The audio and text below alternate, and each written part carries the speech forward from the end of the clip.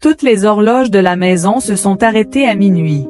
Et quand j'ai allumé la lumière, j'ai vu quelqu'un assis dans la chambre de mon petit frère. Le problème, c'est que mon frère est mort il y a 5 ans. Je m'appelle Élise Martin, j'ai 22 ans. Il y a 5 ans, j'ai quitté la maison familiale, et je n'y ai jamais passé une seule nuit depuis. Pas parce que j'en avais envie, mais parce que cette maison cache quelque chose que moi-même je n'ai jamais réussi à comprendre. Mon petit frère Louis, âgé de seulement 10 ans, est mort dans un accident tragique. Depuis ce jour, notre maison n'a plus jamais été normale. Chaque nuit, à minuit exactement, toutes les horloges de la maison s'arrêtent. Pas seulement une, toutes. La pendule du salon, la petite horloge sur la table de la cuisine, même l'horloge numérique près du lit de ma mère. Tout affiche la même heure. Minuit. Nous avons d'abord essayé de trouver une explication logique. Un problème électrique, un court-circuit, une coïncidence, mais quand cela s'est reproduit pendant 22 nuits consécutives, nous avons compris que ce n'était pas un hasard. Et puis il y avait autre chose. La chambre de Louis. Même fermée à clé, même nettoyée, même vide. Elle restait toujours plus froide que les autres pièces. Parfois, on aurait dit qu'il y avait quelqu'un assis sur son lit. Parfois, on entendait des bruits légers, comme des jouets qui bougent. Mais personne n'osait ouvrir la porte. Pendule retour à la maison, 5 ans plus tard. Aujourd'hui, après 5 longues années, je suis revenue. Ma mère m'a appelé ce matin, la voix tremblante. « Élise, je n'en peux plus. Je vais vendre la maison. » Je n'ai pas su quoi répondre. Cette maison me terrifie, mais elle contient mes souvenirs, mon enfance, mon frère. Alors j'ai pris le train. Et me voilà, devant cette vieille porte en bois, la même odeur, le même silence. Il est 23h40. 23h50, l'attente commence. Je suis dans le salon, assise en face de la grande pendule murale. Ma mère tourne en rond, nerveuse. « Maman, tu dois te calmer. Peut-être que cette fois, rien ne va se passer. » Elle secoue la tête, les yeux rouges. « Non, ça recommence chaque nuit. Je sens la tension dans l'air. Un froid qui n'a rien à voir avec la météo. » 23h55, le bruit étrange. Soudain, un bruit. Tic, tic, tic. Pas celui d'une horloge. Plus, métallique. Comme si quelqu'un grattait sous une table. « Tu entends ça ?» dis-je. Ma mère se couvre les oreilles, effrayée. Ça commence. Mon cœur se met à battre plus vite. 23h58, le froid arrive. Un souffle glacé traverse le couloir. Comme si quelqu'un venait d'ouvrir la porte du congélateur. Je regarde la chambre de Louis. La lumière du couloir passe sous la porte, mais une brume blanche commence à sortir. Non, ce n'est pas normal. Je murmure. Maman, pourquoi cette chambre? Point d'interrogation guillemets double. Elle ne répond pas. Ses mains tremblent. 23h59. Silence total. Tout s'arrête. Plus un son. Même dehors on n'entend plus rien. On dirait que le monde entier retient son souffle. Je regarde la pendule. Elle affiche 23h59. Je fixe l'aiguille des secondes. 10, 9, 8. Ma mère pleure doucement. Minuit, tout s'arrête. La pendule cesse de bouger. Puis celle de la cuisine. Puis celle du couloir. Toutes, comme si quelqu'un avait appuyé sur pause. Mais cette fois, quelque chose de nouveau se produit. La pendule du salon se met à se balancer. Dans le sens inverse. Sans vent. Sans mouvement. Rien. Juste une force invisible. Je recule d'un pas. Qu'est-ce que c'est? Ma mère murmure. Il est là. La porte de la chambre de Louis. La poignée bouge. Toute seule. Tout doucement. Je déglutis. Maman, pourquoi la porte bouge? Elle me regarde avec une peur que je n'ai jamais vue chez elle. Parce que ce qui est derrière n'est pas ton frère. Je sens mes jambes se dérober. Une voix chuchotée, juste à côté de mon oreille. Une voix, douce, mais froide, enfantine, mais déformée. Élise, Je hurle. Je me retourne. Personne. Ma mère pâlit. Tu l'as entendu, n'est-ce pas? Je hoche la tête. La porte s'ouvre toute seule. Crac. Lentement. Très lentement. Comme si quelqu'un voulait qu'on regarde. La lumière de la lune pénètre dans la chambre. Tout est comme avant. Le lit, les jouets, la petite voiture rouge posée au sol.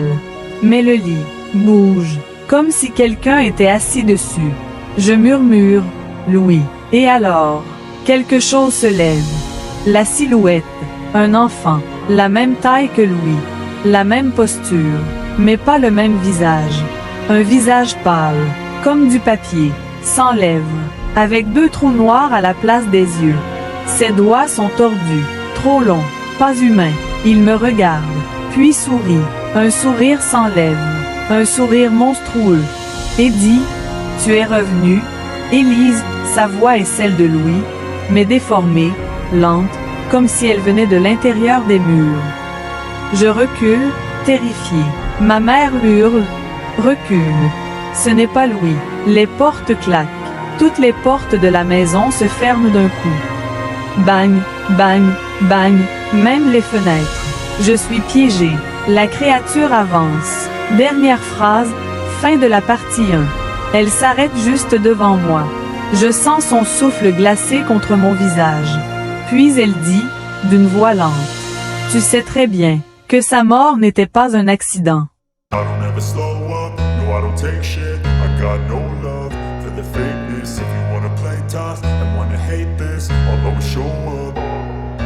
I don't ever slow up, no I don't take shit. I got no love for the fakeness. If you wanna play tough and wanna hate this, I'll always show up and make a statement. I don't ever slow up, no I don't take shit. I got no love for the fakeness. If you wanna play tough and wanna hate this, I'll always show up and make a statement. Everything I do so instinctive and so passionate. Every word I move so descriptive like an adjective. I got a vendetta against people who patented being negative when you should be getting after it.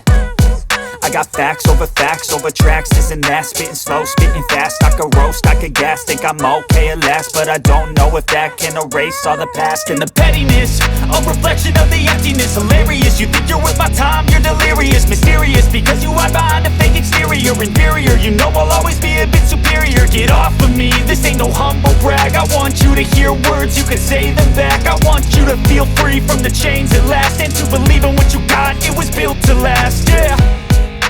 Now that I've been put through hell, I never got anyone's help. I had to do it all myself.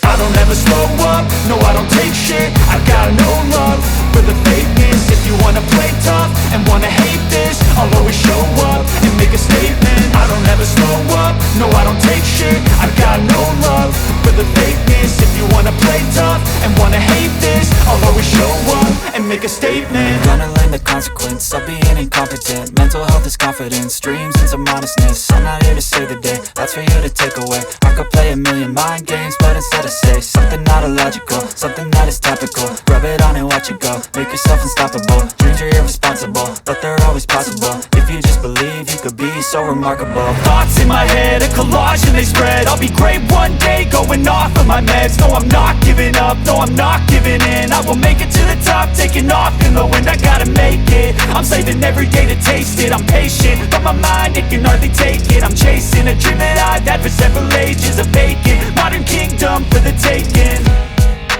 Now that I've been put through hell, I never got anyone's help. I had to do it all myself. I don't ever slow up, no I don't take shit. I got no love for the fakeness. If you wanna play tough and wanna hate this, I'll always show up and make a statement. I don't ever slow up, no I don't take shit. I got no love for the... Je vois mon père attraper Louis par le bras. Il est ivre. Très ivre. Il le secoue. Ma mère essaie de les séparer. Je vois Louis tomber. Sa tête frappe violemment le bord d'une table. Il ne bouge plus. Je reste figé. Les larmes coulent toutes seules. Non, ce n'est pas vrai. Papa aimait Louis. La créature tourne lentement son visage vers moi. Ton père n'a jamais voulu lui faire de mal, mais ta mère a caché la vérité. La vérité enfouie, je me tourne vers ma mère. Elle tremble. Ses mains couvrent son visage. Maman, c'est vrai, pourquoi tu n'as rien dit? Elle tombe à genoux. Élise. Je voulais te protéger. Louis est mort dans mes bras. Ton père était fou. Il ne s'est même pas rendu compte de ce qu'il avait fait. Je ne voulais pas que tu grandisses avec la haine. Je sens un trou dans ma poitrine. Je tombe moi aussi à genoux. La créature continue. Elle a dit au policier que c'était un accident, qu'il avait glissé, qu'elle n'avait rien vu. Je reste immobile. Je n'arrive pas à digérer ce que j'entends. Pourquoi? Pourquoi tu m'as caché ça? Ma mère pleure, incapable de parler. La créature se transforme soudain, la silhouette tremble. Comme si son corps se fissurait. Une voix enfantine en sort, la vraie voix de Louis. Élise. Je ne t'en veux pas. Je relève la tête. La créature devient floue. Sa peau blanche disparaît peu à peu. Ses yeux noirs deviennent plus doux, plus humains. Pendant un instant, je vois Louis. Le vrai. Mon petit frère. Avec le même sourire qu'il avait autrefois, je m'effondre en larmes. Louis, je suis tellement désolée, tellement désolée. Il tend la main vers moi. Je sens une chaleur douce, familière. Je voulais que tu saches la vérité, pour que tu puisses partir de cette maison, et vivre ta vie. Sa voix tremble, comme si elle se brisait. Ne reste pas coincé ici, comme moi, puis, comme une bougie qu'on souffle, il disparaît. La maison s'effondre, le mur tremble. Les horloges explosent une par une. Ma mère hurle. Élise, cours. Nous courons vers la porte d'entrée. Le sol se fissure sous nos pieds. La maison gémit, comme si elle respirait. Ou comme si elle mourait. Je sens un froid glacial me suivre. Mais je continue de courir. Nous franchissons la porte au moment où une fenêtre éclate derrière nous. À l'extérieur, le silence, la maison s'arrête de trembler. Tout redevient silencieux. Je me retourne. La porte est fermée. Les lumières s'éteignent. Une dernière fois. Puis la pendule à travers la fenêtre s'arrête définitivement. Minuit. Je comprends. Louis a enfin trouvé la paix.